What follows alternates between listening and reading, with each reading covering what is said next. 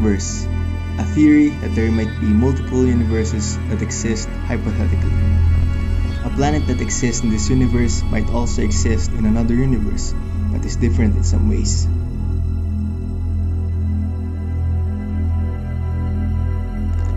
Similar things may also exist on another planet, but exist with a different identity.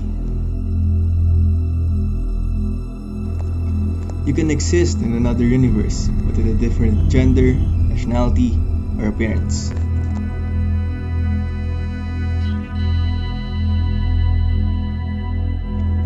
Planet Thecton, hence the name, is a planet that is ruled by technology.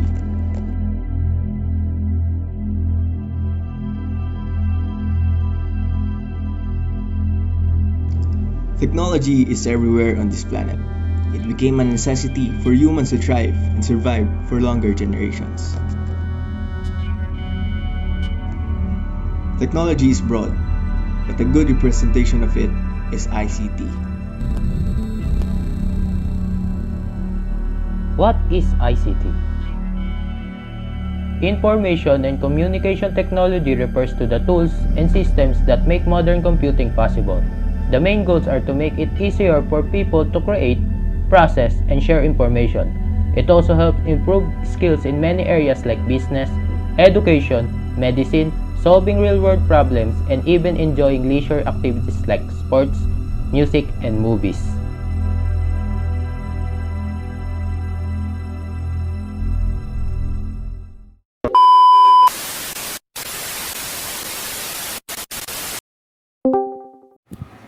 Alam mo ba pare, noong bata ako natuto ako magbasa dahil sa teknolohiya.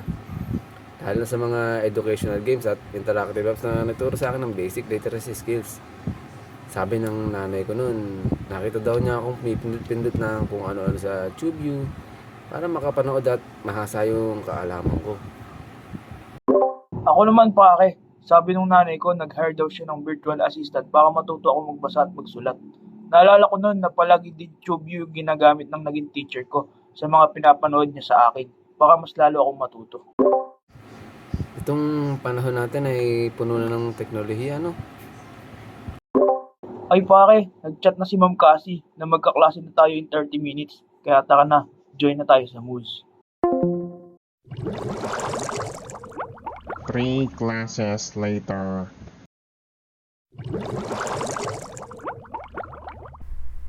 Here are the pros of ICT. It improves concentration and comprehension. The activities carried out through digital and interactive tools increases student concentration, and therefore, they assimilate concepts more quickly, enhancing their learning.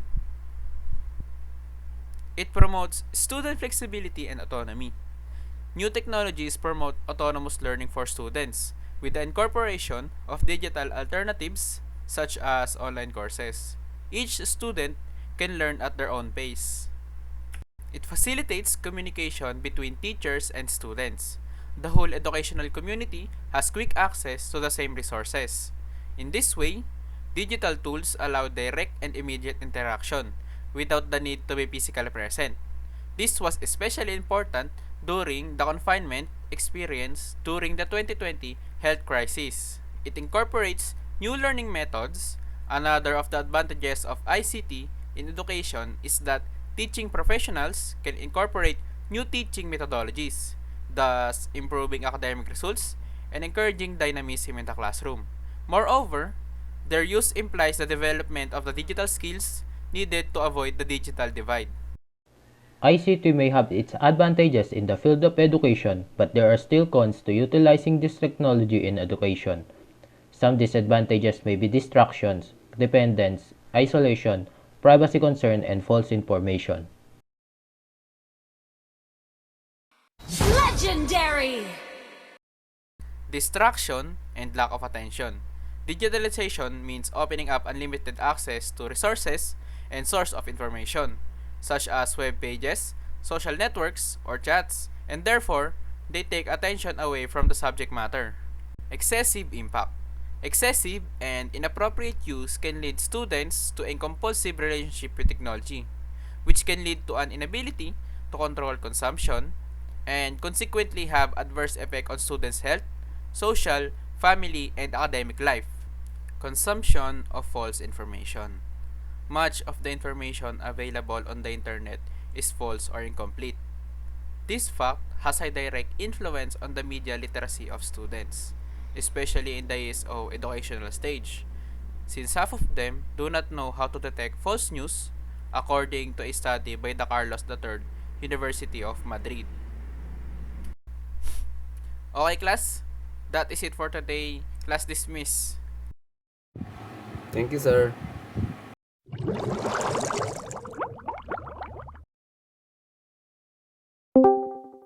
Kamusta naman kayo mga pre sa mga naaral natin?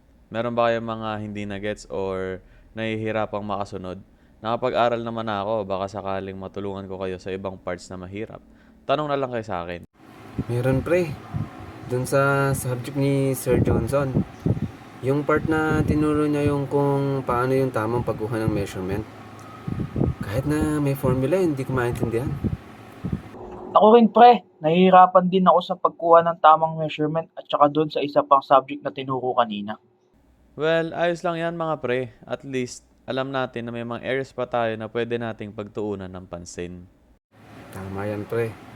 Salamat sa offer mo na tulungan kami. Baka sakali nga makahingi kami ng assistance sa ibang topics. Oo nga, salamat din sa offer mo, pare.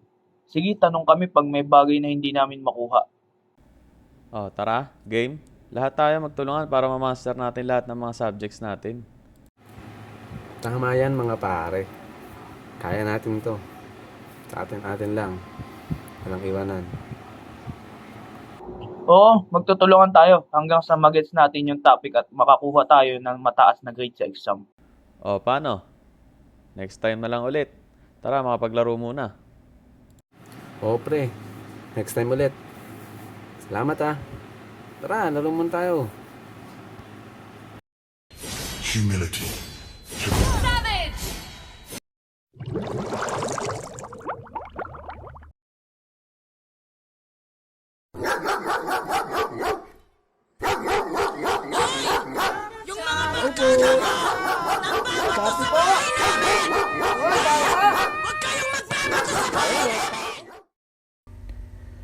Ambient noise can be introduced by both the teacher side and the student side.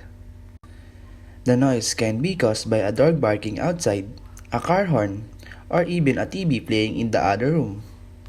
Another source of ambient noise is generated when several teacher or student are sitting next to each other in the same room, and therefore their voice are disturbing each other.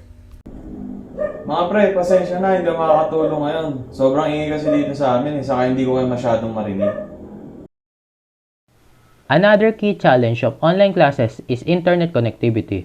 While internet penetration has grown in leaps and bounds over the past few years, in smaller cities and towns, a consistent connection with decent speed is a problem. Without a consistent internet connection for students or teachers, there can be a lack of continuity in learning for the child. This is detrimental to the education process. Hello sir, copy po. Copy po kayo sir. Hello.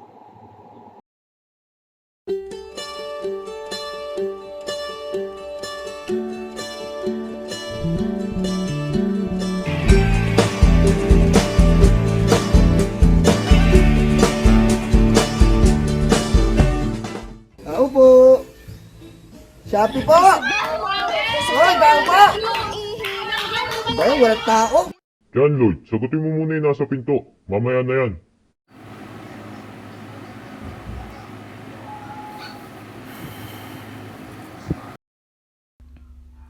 Engagement and focus are vital to the learning process, but are in poor supply under the regime of online learning. Without in-person interaction with professor and classmates, some students can struggle to focus during class and refrain for asking questions. More directly, online classes are rife with ready distraction, including online notification, chat function on Zoom, and the other household or neighborhood distraction that cannot be controlled.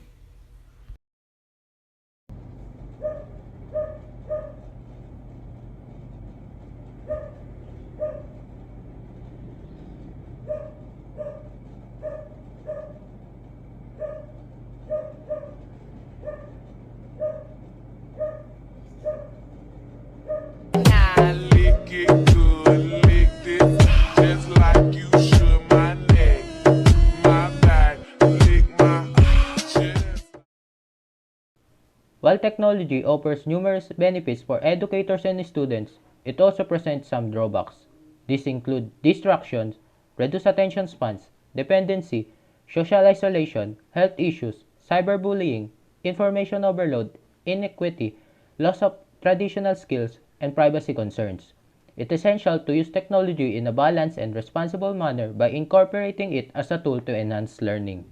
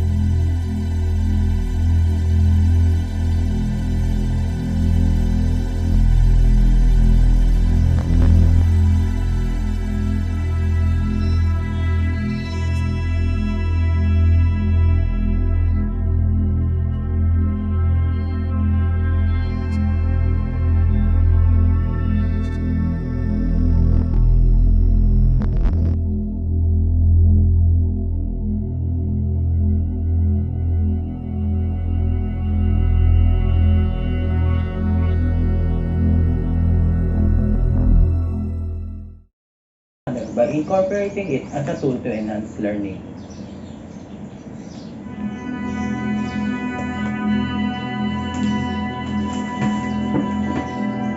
Tapos na pala eh.